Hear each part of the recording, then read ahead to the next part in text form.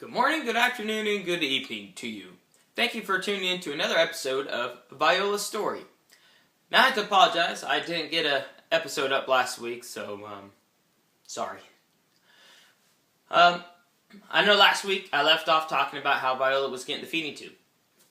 I wanted to backtrack a little bit and talk about some of the other issues that were happening with us as a family I know this is about Viola, but it also kind of affects the whole family. During the first 6 months prior to getting the tube.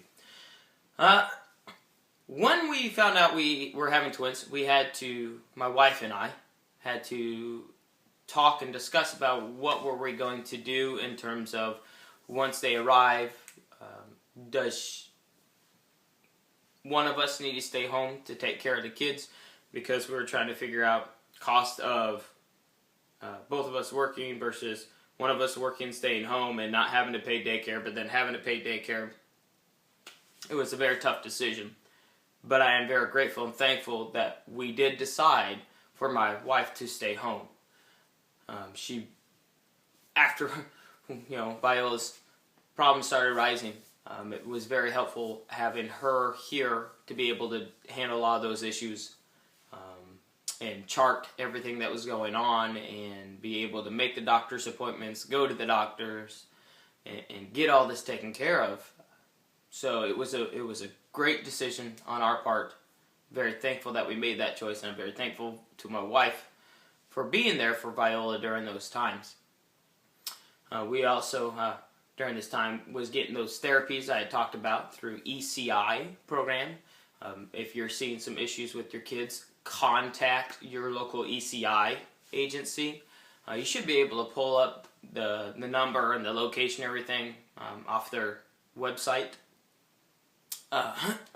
So that I want to talk about that a little bit here real quick too. They would come out and they did an evaluation and they decided what she would qualify for based off of what they see developmentally, where she's at, and everything like that. Well, I said she'd qualify for OT and PT and her nutritionist. And then they would come out, I think, once or twice a week, depending on what the therapy was, and work with her. And I'm thinking, OT, PT, what can you work with the little infant, right? But I guess there was quite a bit. Our biggest thing with Viola was just getting her to kind of like turn her head, and control it. So we did a lot of laying down on her back and putting toys up the side of her head and shaking it and get her to turn her head towards the shaking, and then we do it to the other side and get her to turn her head to the other side. We also worked on getting her to try to roll over during this time span, putting the toy away and trying to get her, kind of dangling it over her, and she'd reach up for it, and then you kind of keep it going, and then she'd reach across and hopefully turn over to her side. And then, of course, as she gets going, sitting upright, we would use the exercise balls, the big ones, and lay her on it, on her belly, and kind of rock her back and forth. We'd try to sit her up on it, bounce her on it. A lot of things to work on this stimulation. The other thing we worked on, was brushing, and I don't have it with me, but it was a little soft bristles, and we would take it and rub it on her arms, back and forth, like 10 times, and the other arm 10 times, and we would do her legs, and I think it was her chest, and I think that's about it. And then it was to kind of wake up the muscles, and then we did compressions, where we took like the wrist and forearm, and grab the wrist, grab the forearm, and we kind of compressed the bones together. And we did it at the elbow, we compressed at the shoulder, we did her hips, and then I think down around the ankle as well. Those were all that kind of helped with her low muscle tone and help wake up the muscles and help develop her being able to do some of those other things that we'd work on. We were always battling with her core. That was one of the big things they said to work on. And so finding those activities for an infant was quite fun and interesting to do, because they don't move a whole lot anyway. So those were some of the things that they told us. Hopefully, that will help you kind of understand if you're looking at something to work with your kids. Those are a few things you can do with them. So we had that.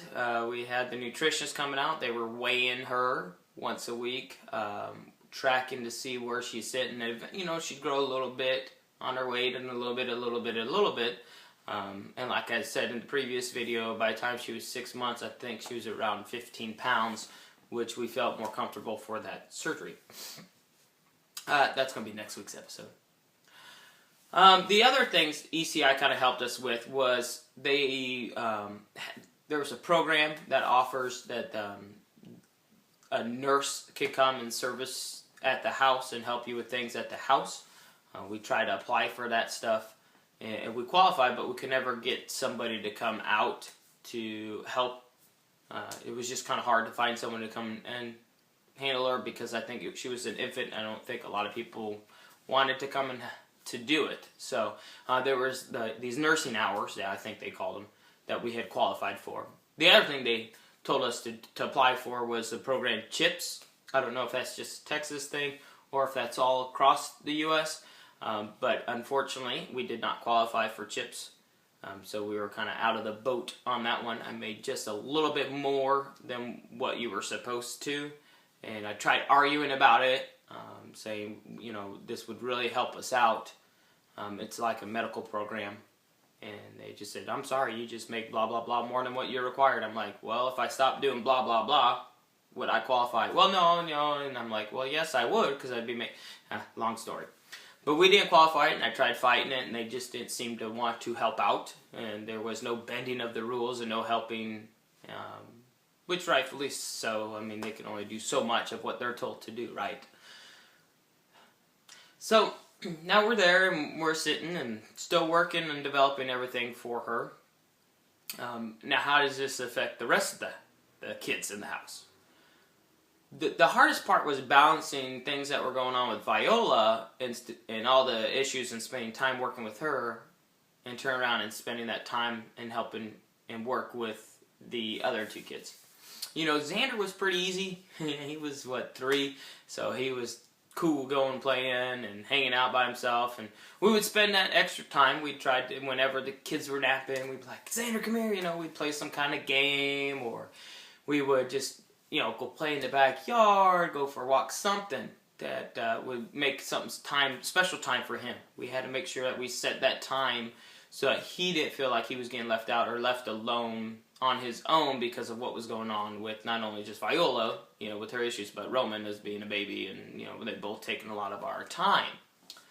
And that was the other thing, too, with Roman, that we had to watch and work with. A lot of the stuff we did with Viola, we turned around and did with Roman, even though he didn't need it. But it also gave us that time to bond with him as well, and giving that time to him.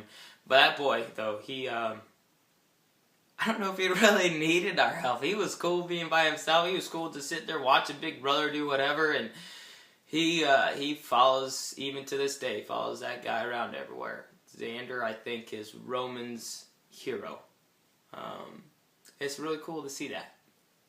Sometimes annoying because he repeats everything that Xander says, but it's fun to see them, that they have developed that bond, and I think it goes back to when Roman was little, and Xander, he watching Xander do everything. So we had to find that balance as a family. So if you're in this kind of situation where you have other siblings and you have one who has a lot of needs, try to remember to balance it. I know it's hard. It was very hard. But we managed, and we had to find those times. So find those times to spend, to create that bond and keep that bond going so nobody feels left out or behind.